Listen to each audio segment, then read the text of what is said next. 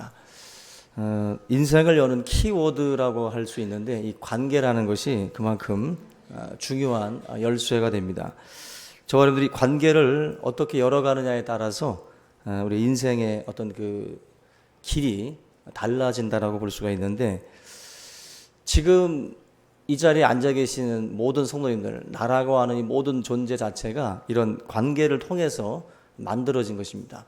이런 것들이 다 뒤얽혀서 결국 삶이 되는 거거든요. 이 사람하고 얽히고 또 저 사람하고 얽히고 이렇게 얽혀서 우리 한 사람의 어떤 인생, 삶이라고 하는 것이 만들어지게 됩니다. 근데 이 관계라는 것을 어떤 분들은 그냥 가볍게 생각들을 할 때가 있습니다. 마치 자기 혼자서 세상을 살 수 있는 것처럼 생각들을 합니다. 절대로 그렇지 않죠. 인간 자체가 사회적 동물이라고 말씀을 합니다. 모든 사람들과의 이런 그 관계들을 우리가 중요하게 여기지 않으면 우리의 삶 자체가 고립이 될 수도 있고, 정말 모든 것들이 이렇게 여러 관계를 통해서 흘러 들어오는 것인데 그 모든 것들이 다 차단이 될 수가 있는 것입니다. 하나님께서 저와 여러분들을 복 주시기를 원하죠. 아멘입니까? 아니에요? 하나님은 복 주시기를 원합니다, 우리에게. 근데 그 복이 누구로부터 오느냐? 하나님은 사람을 통해서 주셔요.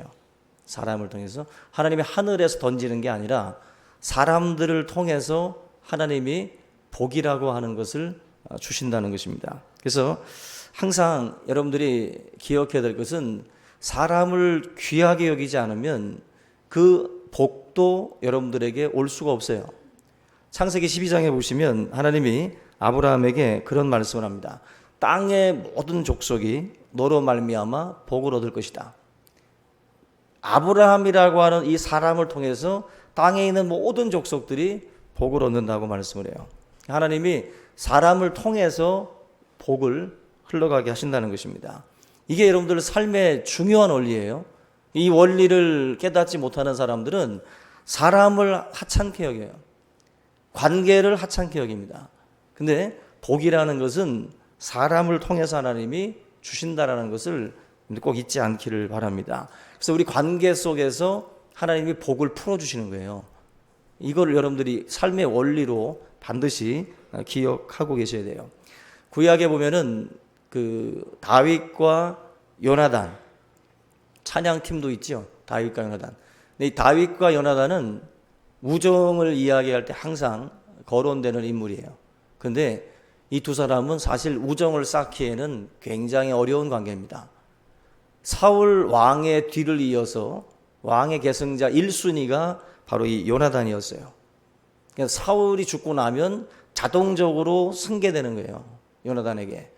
그런데 요나단과 이 다윗은 그런 의미에서 절대로 같이 섞일 수 없는 사람이에요, 둘이서. 근데 다윗을 하나님이 기름 부으시려고 합니다. 하나님이 다윗을 왕으로 세우시려고 그래요.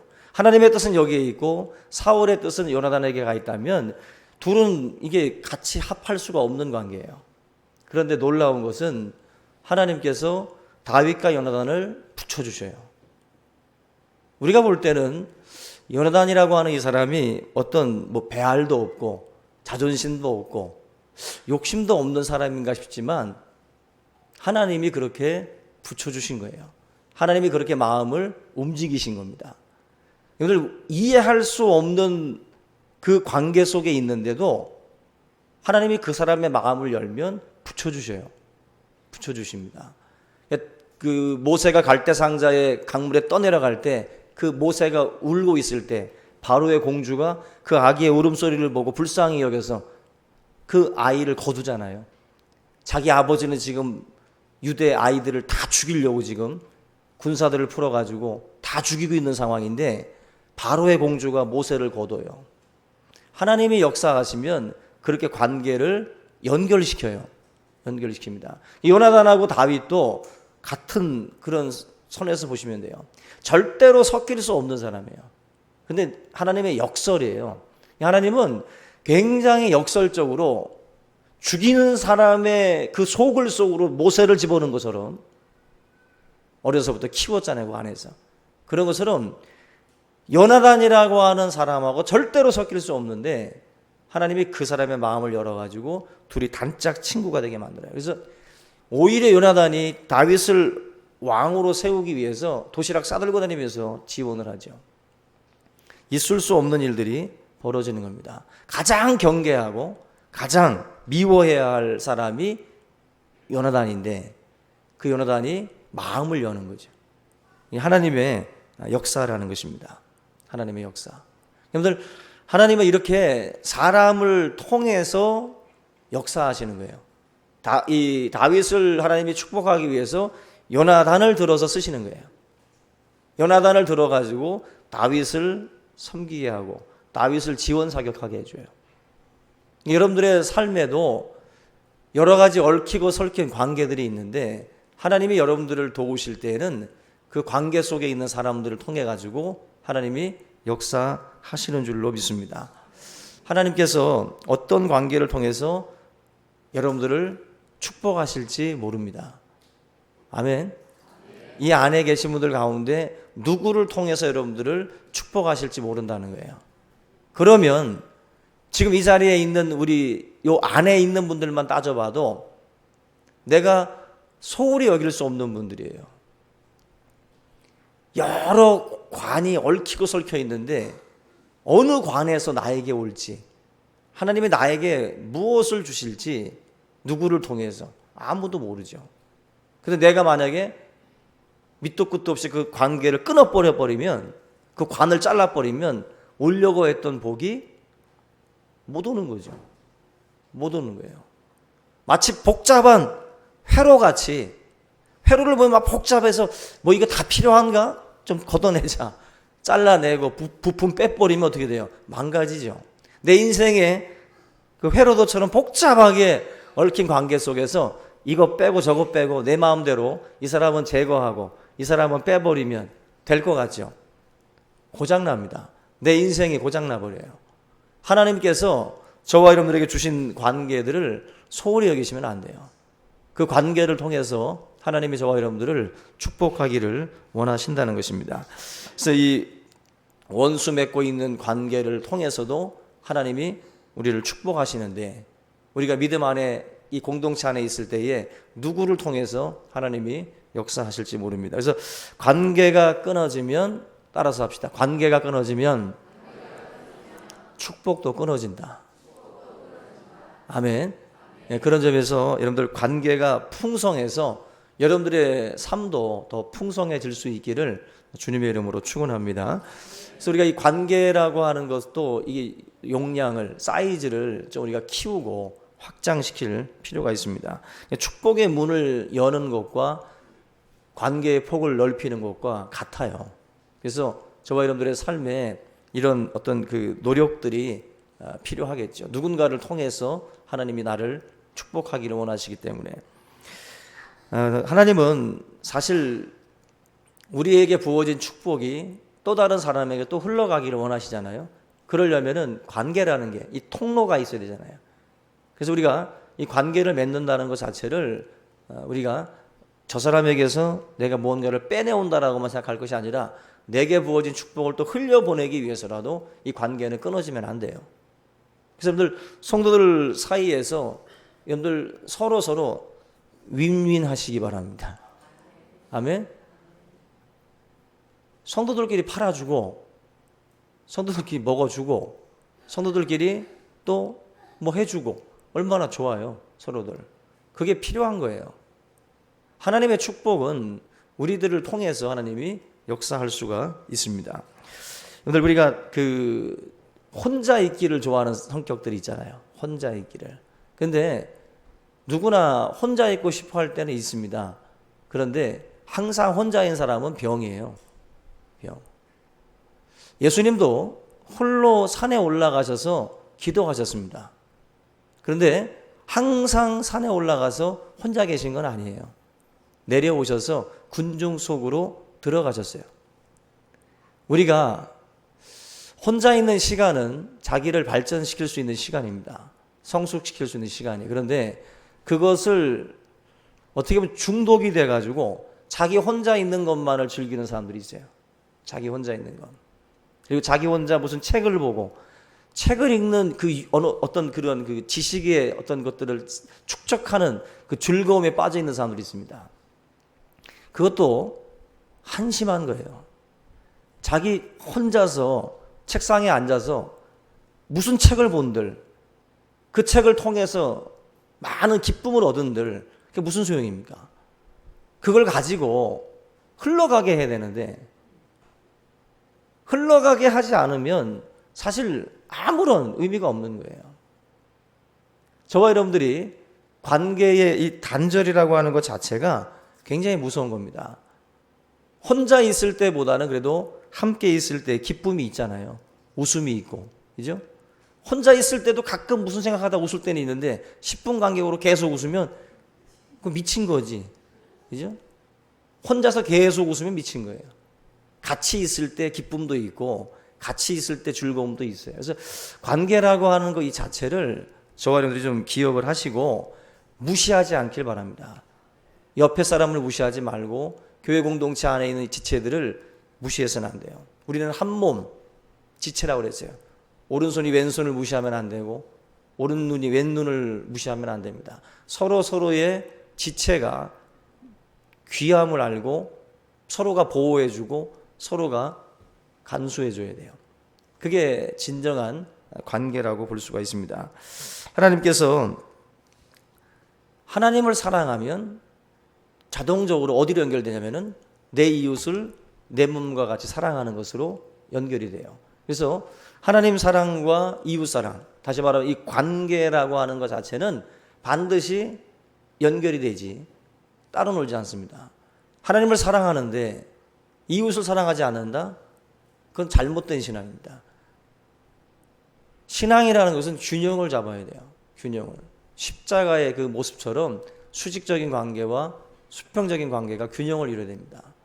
그 관계를 저와 여러분들이 유지하기 위해서는 우리 인생의 사이즈를 키워야 돼요. 관계의 폭을 키워야지 우리가 제대로 된 십자가의 그림을 그릴 수가 있어요. 제대로 된.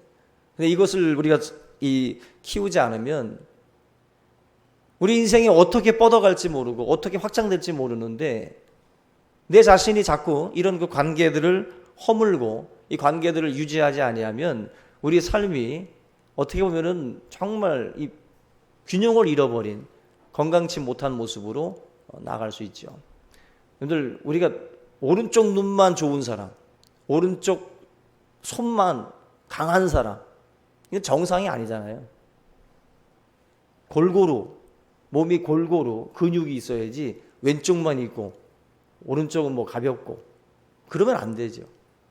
삶의 균형이라고 하는 것 자체가 하나님 앞에 기도하는 삶이 못지않게 주변 사람들과의 관계도 소통이 있어야 돼요.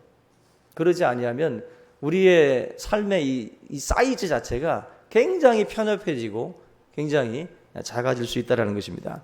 오늘 이 7장 이 12절의 말씀이 저희들 이 사람들과 이 관계를 열어가는 데 있어서 굉장히 중요한 원리를 말씀해 주고 있습니다. 여기 다시 한번 읽어보시면 7장 12절 다시 한번 읽어볼게요. 시작. 그러므로 무엇이든지 남에게 대접을 받고자 하는 대로 너희도 남을 대접하라. 이것이 율법이요 선지자니라. 지금 이걸 흔히 골든 룰이라고 합니다. 황금률. 가장 성경에 있는 여기서 말씀하는 것처럼 이것이 뭐래요? 율법이요. 이것이 선지자다. 다시 말하면 구약의 모든 말씀을 응축시킨 내용이라는 거예요. 엑기스라는 거예요. 그러니까 구약의 말씀 너무 어려우시면 그냥 12절만 읽으세요. 7장 12절만 알아도 구약 다 아는 거예요. 이 구약의 말씀의 핵심이 뭐냐는 거예요. 그게 바로 너가 대접받고 싶은 것만큼 남을 또 대접해라. 그렇게. 그게 바로 이 구절의 의미죠. 엑기스. 농축되어 있는 말씀입니다. 여러분들 황금줄 안에 주님의 삶이 보이고 그리고 우리가 살아가야 될 원리가 또 제시되어 있어요. 이 말씀만 저와 여러분들이 오랫동안 묵상해도 여기서 많은 것들을 우리가 깨닫게 되고요.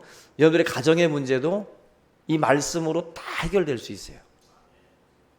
아멘. 여러분 가정의 문제 이거라니까요.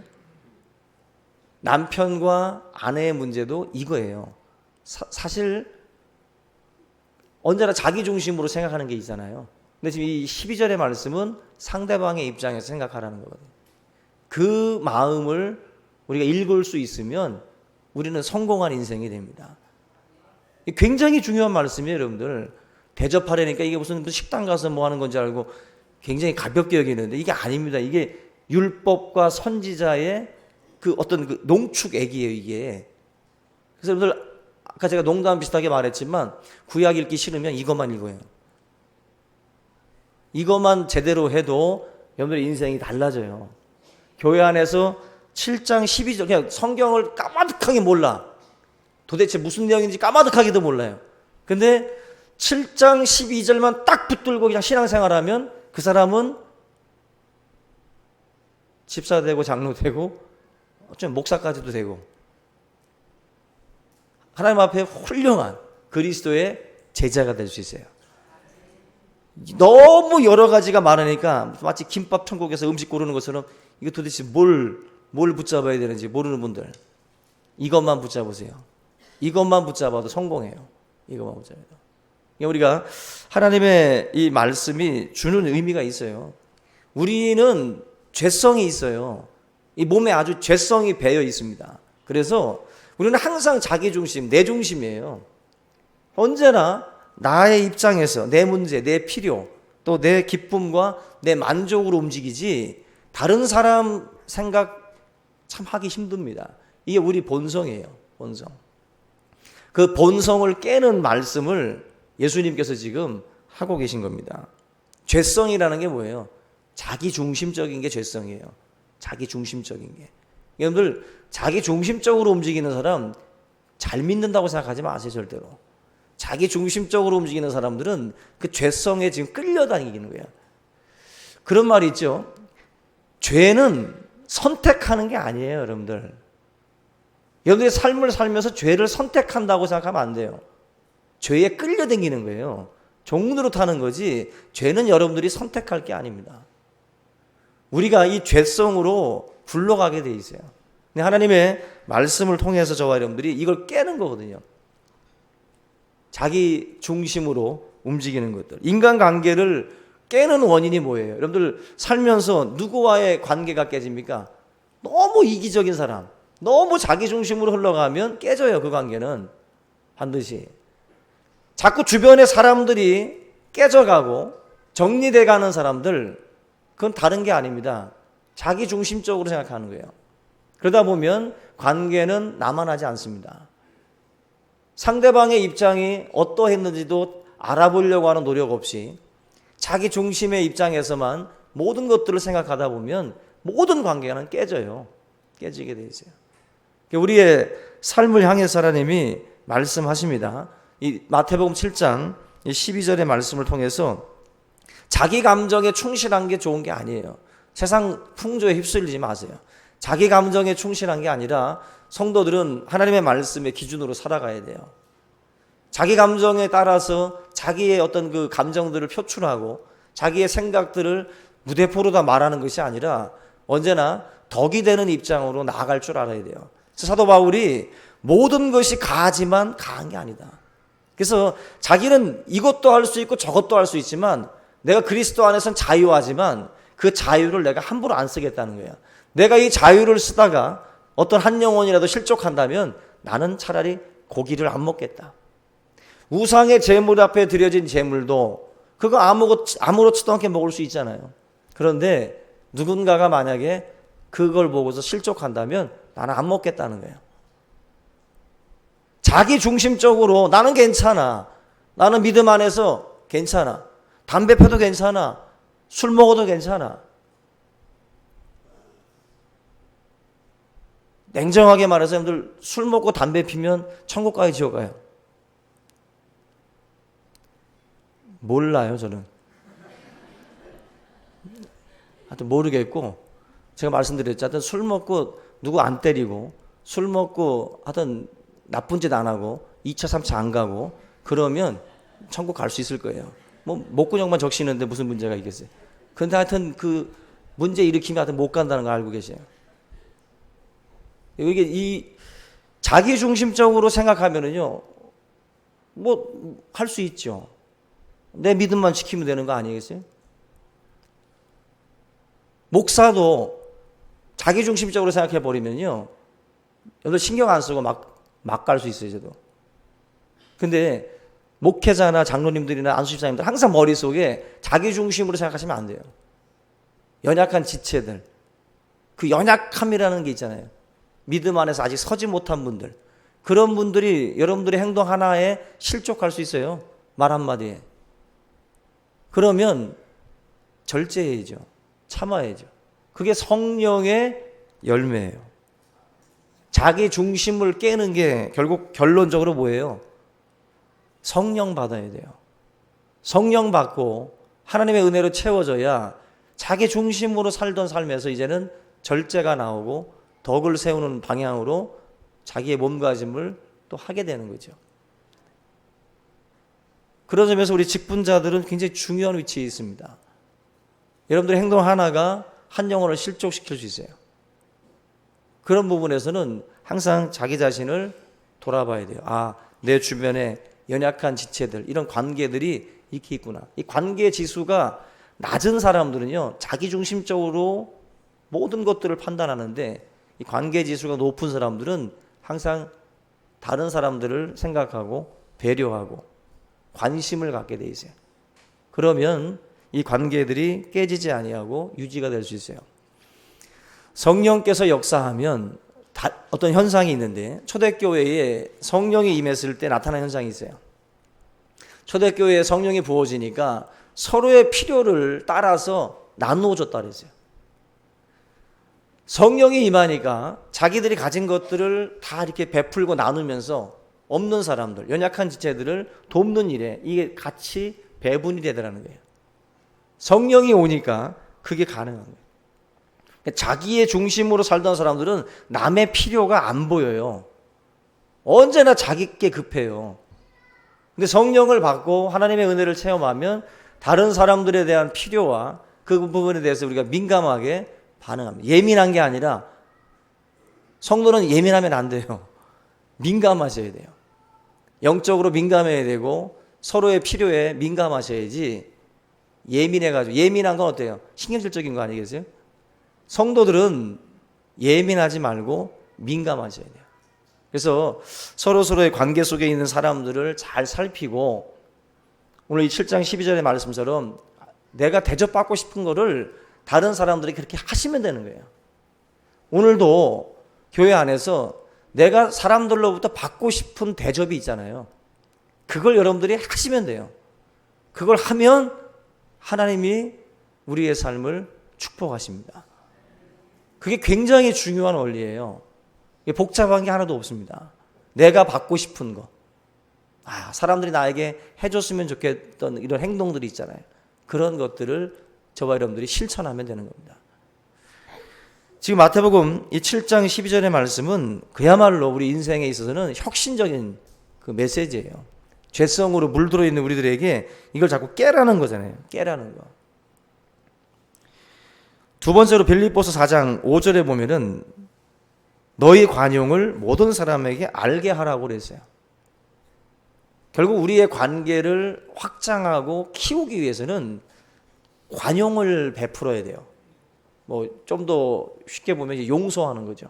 사람들을 이제 품고 나가는 거죠. 우리가 지난번에도 말했던 것처럼 바다가 되는 그런 모습처럼 여러 가지의 강물들을 다 받아들이는 것처럼 우리의 사이즈가 커지려면 다양한 것들을 받아들일 줄 알아야 돼요. 다양한 것을 받아들이지 못하면 굉장히 우리가 고집불통이 될 수 있어요. 우리들의 것만을 고집하는. 그래서 저와 여러분들의 삶에 대부분 많은 사람들이 이 삶의 스트레스가 어디서 오냐면은 관계에서 와요. 근데 우리가 이 많은 스트레스를 받는 이유 중에 하나가 관용하지 못하고 우리가 이 받아들이는 이 부분에서 우리가 실패하니까 자꾸 이 스트레스도 점점 커져가는 것을 볼 수가 있습니다. 이 땅에 살면서 이 관계를 여러분들이 좀 더 넓혀가려면 포용하는 어떤 그런 것들을 키워야 됩니다. 나이가 들 때 나타나는 현상이 있다고 그래요. 나이가 들면 노화도 오고 어깨 관절도 안 좋아지고 무릎도 안 좋아지고 내 얘기다 내 얘기다 지금 막 그러죠. 근데 또 한 가지가 있대요. 나이가 드는 현상 중에 하나가 짜증이 됩니다. 짜증. 모르셨죠? 짜증을 내는 게 바로 노화의 현상 중에 하나래요. 그러니까 누가 막 짜증 내시면은 옆에서 그냥 생각하세요. 노화가 진행되고 있구나. 근데 이놈의 인간이 만날 때마다 짜증 내면 심각하게 진행되고 있구나. 노화가 아주 급속도로. 그렇게 보시면 돼요. 노화의 증상이 짜증이랍니다. 왜? 뭔가 이게 또 반대로 생각할 수도 있지만 나이가 드신 분들은 굳어진 게 있어요. 자기 생각이 있어요. 굳어져 있는 게. 이 굳어져 있다 보니까 다른 것들이 못마땅한 거예요. 받아들이기가 힘든 거예요. 유연하지가 못해요. 뼈만 뻑뻑해지시는 게 아니라고. 생각도 뻑뻑해지셔가지고 이게 자꾸 짜증이 나는 거죠. 짜증이라고 하면 약간 젊은이들 취향 같지만은 좀 불만족이라고 할까요? 뭔가 이렇게 좀 수용적이지 못한 모습들. 그게 이제 나이가 들수록 찾아올 수 있다는 거예요. 교회 공동체 안에서도 교회는요, 선교단체가 아니죠. 대학생들만 모이는 게 아니에요. 이 안에는 어른도 있고 아이도 있고 청년들도 있고 중년도 있습니다. 다양해요. 자기 색깔만 고집하시면 안 됩니다. 전체를 다 아우를 수 있으셔야 돼요. 안 그러면요, 청년들 떠납니다. 안 그러면요, 어르신들 다 떠납니다. 어르신들이 떠나든지 청년들이 떠나든지 하여튼 서로가 아우르지 못하면 서로 안 맞으니까 교회도 60대 이상 교회 뭐 이런 식으로 갈릴 수밖에 없는 거죠. 포용하지 못하면 교회는 다양함이 사라집니다. 찬양도 똑같은 찬양만 부르게 될 거예요. 음식도 고사리라든지 나물만 먹게 되고요. 젊은이들도 있어야 비엔나 소세지도 먹지. 이게 또 달라요. 이 삶 자체가 포용적이 돼야 다양함이 들어와요. 다양함이. 우리 교회 안에서 우리 모든 성도님들이 배타적이지 않길 바랍니다. 바리새인이 배타적이었거든요. 자기들만 분리주의자였다고, 자기들만 거룩한 척했다고, 자기들만 옳은 척했다고. 그래서 예수님께 이 독사의 자식들아, 주님 앞에 심하게 질책받았어요. 자기들만 의롭고 자기들만 따로 분리된 그런 모습으로 살아가는 것 하나님이 기뻐하지 않습니다. 죄인과 세리들 속으로 들어가셔서 그들과 함께 아우르고 그들을 변화시키고 그들을 하나님 앞으로 이끌려고 했던 예수님의 모습을 닮아야지 바리새인처럼 우리들만 모이자라는 식으로 울타리를 치면 안 돼요. 그것처럼 어리석은 게 없어요. 편협한 시각으로 울타리를 너무 작게 만들지 마세요. 넓히셔야 된다고. 교회에서 만약에 짜장면 시킬 사람, 짬뽕 시킬 사람, 아주 짬뽕 시키는 놈들은 다 나쁜 놈이야. 짜장만 오라. 이분법이죠. 예? 세상을 이분법으로 사는 사람들이 있어요. 내 의견하고 다르면 다 나쁜 놈이에요. 너무 편협한 거예요, 울타리가. 그러면 아무도 그 울타리 안에 남지 않습니다. 남지 않아요. 다양하게 바라보고 다양하게 포용해서 하나님이 어떤 사람을 통해서 우리에게 축복이 흘러가도록 하실지 모른다. 그걸 항상 여러분들이 명심하고 항상 모든 관계들을 아름답게 만들어가는 그 일에 힘쓰고 애써서 주님의 기쁨이 될 수 있기를 주의 이름으로 축원합니다.